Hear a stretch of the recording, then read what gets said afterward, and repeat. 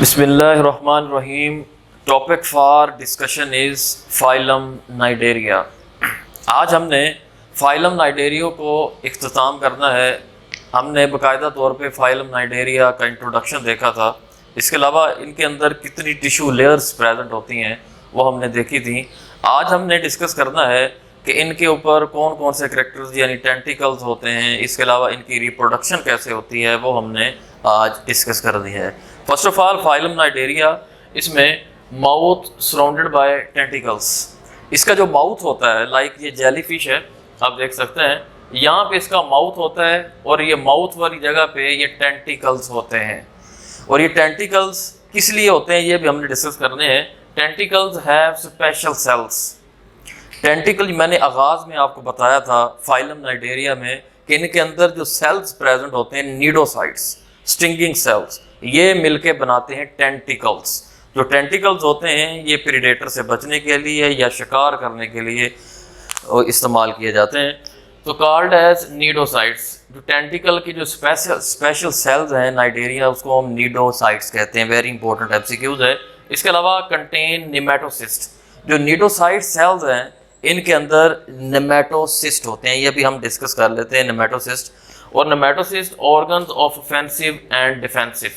ये वाला जो ऑर्गन है नेमेटोसिस्ट, यानी सेल के अंदर जो नेमेटोसिस्ट प्रेजेंट है, ये ऑफेंस और डिफेंस के अंदर अपना अहम किरदार करता है। यानी प्रेडेटर से बचने के लिए और कोई शिकार करने के लिए ये टेंटिकल्स अपना अहम किरदार अदा करते हैं। आप देख सकते हैं कि जो जेली फिश है ये यहाँ पे टेंटिकल्स हैं, माउथ वाली जगह पे टेंटिकल्स आपको नजर आ रहे हैं।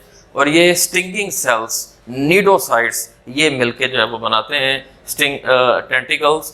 यहाँ पे कोई भी प्रे जब आता है, लाइक ये फिश मैंने बनाई है, लाइक फिश यहाँ से गुजरती है तो टेंटिकल्स, ये टेंटिकल्स इसको इस तरह पकड़ लेते हैं जिस तरह कोई शिकारी जो अपना शिकार पकड़ता है, इसी तरह ये पकड़ लेते हैं। तो ये होता ऐसे है कि ये नीडोसाइट्स हैं, नीडोसाइट्स, इनके अंदर एक खास स्ट्रक्चर होता है जिसको हम कहते हैं नेमेटोसिस्ट। मैंने यहाँ पे लिखा हुआ है नीडोसाइट्स कंटेन नेमेटोसिस्ट। जो नीडोसाइट है इसके अंदर होता है नेमेटोसिस्ट। ये नेमेटोसिस्ट जो है ये बाकायदा तौर पे वाटर से फिल होता है। याद रखिएगा, नेमेटोसिस्ट वाटर से फिल होता है। जब वाटर से फिल होता है, जब कोई भी प्रे का शिकार करना हो या प्रीडेटर से बचना हो, तो ये टेंटिकल्स, पहले जो टेंटिकल्स हैं ये इसके अंदर ही होते हैं, बाहर नहीं होते।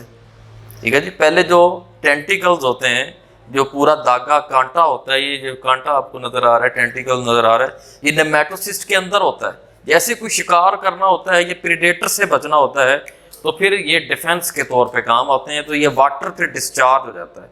जब वाटर डिस्चार्ज होता है तो ये कांटे की तरह बाहर आ जाता है, इस तरह करके। तो ये एक खास किस्म के सेल्स होते हैं नीडोसाइट्स, जिसको इसके अंदर होते हैं नेमेटोसिस्ट। और ये किस काम आते हैं? Offence and defence. इसकी डाइट क्या है? याद रखिएगा, जितने भी फाइलम नाइडेरिया से ताल्लुक़ रखते हैं ये कार्निवोरस होते हैं। डाइट इनकी क्या जी? कार्निवोर्स हैं। ये एमसीक्यूज के अंदर आपसे पूछा जा सकता है कि ये कार्निवोर्स होते हैं।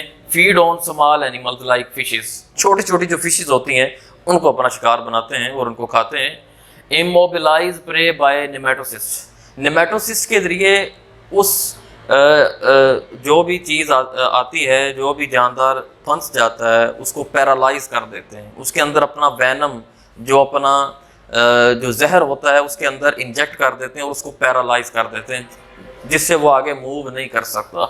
इसके अलावा इनगल्फ इन डाइजेस्टिव कैविटी। फिर ये इनगल्फ कर लेते हैं, पहले उसको पैरालाइज कर देते हैं बिल्कुल, ताकि वो आगे मूव ना कर सके। अपना वैनम, अपना जो जहर है वो इसके अंदर इंजेक्ट कर देते हैं ताकि ये आगे मूव ना कर सके।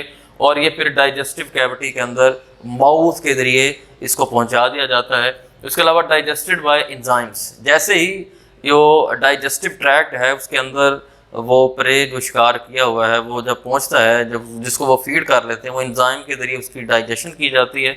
और न्यूट्रिएंट्स डिस्ट्रीब्यूटेड बाय डिफिशिएंट्स। जो न्यूट्रिएंट्स हैं, जो भी जानदार जिसको इन नाइडेरियंस ने, लाइक जेली फिश है, हाइड्रा है, जो भी है, इन्होंने खाया है, इन्होंने फीड किया है, इन्होंने अपनी खुराक का हिस्सा बनाया है, वो न्यूट्रिएंट्स थ्रू डिफ्यूजन पूरी बॉडी के अंदर पहुंचा दिए जाते हैं। मैंने आपको बताया था कि इनका सैक लाइक डाइजेस्टिव सिस्टम होता है। यानी माउथ ही वो रास्ता है जिसके ज़रिए वो खाते हैं और उसी रास्ते से अपने वेस्ट बाहर निकालते हैं।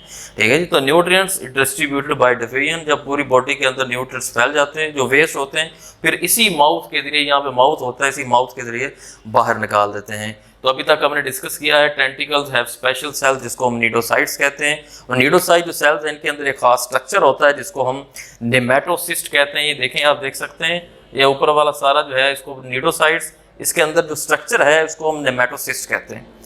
और नेमेटोसिस्ट के अंदर जो टेंटिकल, जो कांटे हैं वो होते हैं। जैसे ही इन्होंने प्रे शिकार करना होता है, ये प्रीडेटर से बचना होता है, तो ये वाटर डिस्चार्ज हो जाता है और ये कांटे नुमा स्ट्रक्चर बाहर आ जाता है। उसके बाद डाइट इनकी, ये कार्निवोरस होते हैं, स्मॉल एनिमल्स उनको खाते हैं। उसके बाद ही आगे हमने डिस्कस करना है अल्टरनेशन ऑफ जनरेशन, इनकी रिप्रोडक्शन कैसे होती है। ठीक है जी, ये हमने डिस्कस करना है कि इनकी रिप्रोडक्शन कैसे होती है। इनकी रिप्रोडक्शन के लिए बहुत इंपॉर्टेंट शार्ट क्वेश्चन है और हर सूरत में बोर्ड के अंदर आता है और पूछा जाता है। इसमें difference between medusa and polyps. Medusa and polyps क्या होता है? मेड्यूसा वो जहाँ टू बॉडी फॉर्म्स कि फाइलम नाइडेरिया के अंदर कुछ ऐसे जानदार हैं जिनकी बॉडी अम्ब्रेला लाइक होती है, लाइक इस तरह की होती है, अम्ब्रेला लाइक होती है, जिसको हम मेड्यूसा कहते हैं। यानी मेड्यूसा से पोलिप्स बनता है और पोलिप्स से मेड्यूसा बनता है। तो ये अल्टरनेट जनरेशन, ये दोनों को फ़ायदा है, अपने आप दोनों को फ़ायदा दे रहे होते हैं। यानी मेड्यूसा ये पोलिप्स बना देता है और पोलिप्स जो है वो मेड्यूसा बना देता है। तो इस तरह इनकी रिप्रोडक्शन होती है। हम पढ़ते हैं मेड्यूसा अम्ब्रेला लाइक होता है, फ्री स्विमिंग, यानी जो मेड्यूसा जिनके अंदर ये अम्ब्रेला लाइक स्ट्रक्चर होता है, मेड्यूसा ये फ्री स्विमिंग होते हैं और इनके अंदर सेक्सुअल रिप्रोडक्शन होती है, ये सेक्सुअल रिप्रोडक्शन करते हैं। इसके अलावा पोलिप्स ये सिलेंड्रिकल बॉडी होती है इस तरह करके, लाइक हाइड्रा, और ये मेड्यूसा लाइक जेलीफिश। तो जेलीफिश जो है ये फ्री स्विमिंग कर रही होती है, ये फ्री जो है वो पूरे मेरीन या फ्रेश वाटर के अंदर जा रही होती है। तो पोलिप्स जो है वो सिलेंड्रिकल बॉडी होती है, यूजुअली सिसाइल होते हैं, यानी जहाँ पे रॉक्स होती हैं वहाँ पे अटैच हो जाते हैं और सारी ज़िंदगी वहीं पे गुजार, जैसे प्लांट्स अपनी पूरी ज़िंदगी एक ही जगह पे गुजारते हैं, तो ये पोलिप्स होते हैं जिनकी सिलेंड्रिकल बॉडी होती है वो अपनी सारी ज़िंदगी वहीं पे गुजार देते हैं। इसके बाद इन्वॉल्व इन न्यूट्रिशंस, जो यहाँ पे ये वाला जो पोलिप्स है ये न्यूट्रिशन के अंदर अपना अहम किरदार अदा करता है। ये वाला सेक्सुअल रिप्रोडक्शन के अंदर मेड्यूसा, ये 2 MCQs हैं। ठीक है जी, क्योंकि ये MCQs के अतबार से बहुत इंपॉर्टेंट चैप्टर है।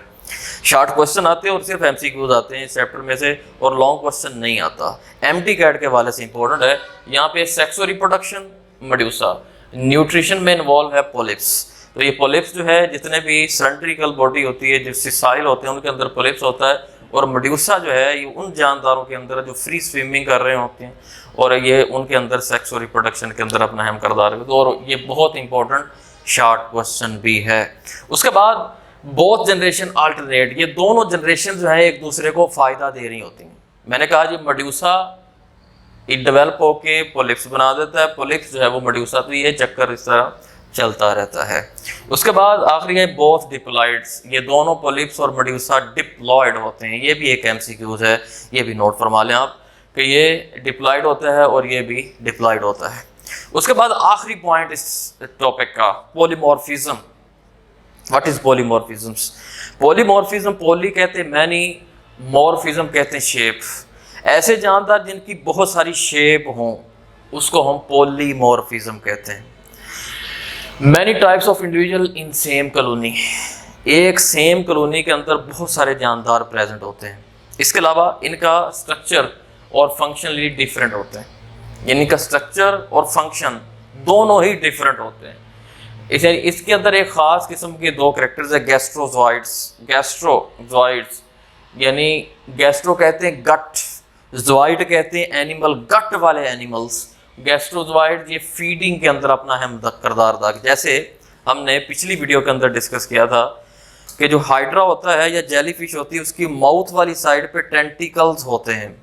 ठीक है जी, टेंटिकल्स होते हैं। गैस्ट्रो यानी वो गट वाली जगह पे वो टेंटिकल्स, जितना भी वो शिकारी प्रे होता है उसको फीड करते हैं, माउथ के ज़रिए गट के अंदर लेके जाते हैं, उसको गैस्ट्रोजॉइड। और गोनोजॉइड्स, गोनोजोइड्स जिनके अंदर ए सेक्सुअल रिप्रोडक्शन होती है, ये आपने याद रखना है। 2 MCQs, गैस्ट्रोजोइड ये फीडिंग में, और गोनोजोइड ये ए सेक्सुअल रिप्रोडक्शन है। इसके अलावा आखिरी बात है जी, मेडुसा एंड प्लास्टोस्टाइल्स ये सेक्सुअल रिप्रोडक्शन के अंदर अपना अहम किरदार अदा करते हैं। पहली बात यह है कि मेडुसा के बड बनते हैं।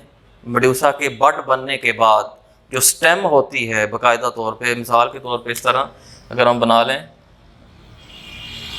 इस तरह बड बनता है और ये एक स्टेम है, ये बड है, ये बड इस तरह बनता है मेडुसा। मेडुसा जब बड बनता है तो फिर इस स्टेम के अंदर सेक्सुअल रिप्रोडक्शन होती है। तो यहाँ पे हमारी वीडियो का इख्तिताम हो गया, फाइलम नाइडेरिया का इख्तिताम हो गया। उसके बाद अगले फाइलम पे बात करेंगे कल इंशाल्लाह। इस चैनल को सब्सक्राइब कर लीजिए ताकि आने वाली वीडियो का नोटिफिकेशन आप तक बासानी पहुँच सके। ओके, अल्लाह हाफ़िज़।